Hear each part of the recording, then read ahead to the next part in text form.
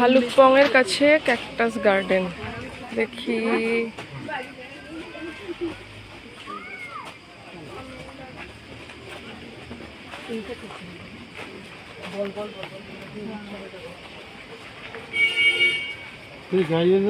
ভালুকের মতো পছন্দ।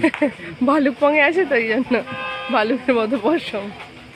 এর আবার লাল লাল কেমন ফুল ফুল, এমনি হয় না। হ্যাঁ